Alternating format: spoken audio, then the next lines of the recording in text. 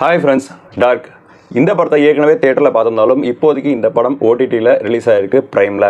இந்த படத்துடைய கதை என்ன அப்படின்னு பார்த்தோம்னா, படத்தோட ஹீரோ வந்து ஒரு பேய் வீட்டில் தெரிஞ்சே தங்குறாரு.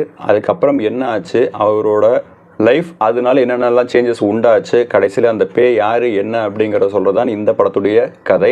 இந்த படத்தோட ஆரம்பத்தில் பார்த்தீங்கன்னா ஒரு 3 கொலைகள் வந்து நடக்கும். அது வரைக்கும் தான் இந்த படத்தோட ஒரு இன்ட்ரெஸ்டிங் ஃபேக்டர் இருக்குமே தவிர, அதுக்கப்புறம் இந்த படத்தில் இன்ட்ரெஸ்டிங்காக சொல்கிறதுக்கு எதுவுமே இல்லைன்ற மாதிரி தான் எனக்கு பட்டுச்சு. நீங்கள் டீமன் ஒரு படம் பார்த்துருந்தீங்கன்னா அது அப்படியே டிட்டோவாக அந்த சீன்ஸ் எல்லாத்தையுமே அதே மாதிரியே வச்சு இந்த படத்தை வந்து கொடுத்துருந்தாங்க. அதில் கூட ஃப்ளாஷ்பேக் வந்து நல்லாவே ஒர்க் ஆகிருக்கும் ஓரளவுக்கு. ஆனால் இந்த படத்தில் சொல்லியிருக்கிற காரணங்கள் வந்து ரொம்பவே அபத்தமாக இருந்துச்சு. கடைசியில் ஏதோ ஒரு ட்விஸ்ட் கொடுக்கணும் அப்படிங்கிறதுனால அந்த ட்விஸ்ட் சொல்லியிருந்த மாதிரியும் இருந்துச்சு. நீங்கள் படம் பார்க்க ஆரம்பிச்சிங்கன்னா அந்த ட்விஸ்ட் என்னங்கிறத நீங்களே கண்டுபிடிச்சிடலாம். அதே மாதிரி ஒரு இயர் டிஃப்ரென்ஸ் வந்து கண்டிப்பாக இருக்கும். இந்த இயரில் வந்து இந்த மாதிரி நடந்துச்சு அப்படின்னு நமக்கு வந்து ஸ்டார்டிங்கில் ஒன்று காட்டுவாங்க. திருப்பியும் அது வந்து ஒரு நியூஸ் பேப்பர் பிட்டில் பார்க்குறப்போ அது ஒரு டிஃப்ரென்ஸ் வந்து நமக்கு கண்டிப்பாக வரும்.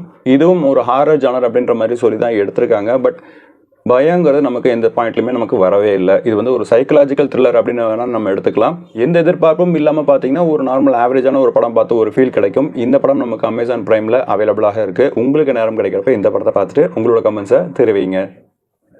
நன்றி.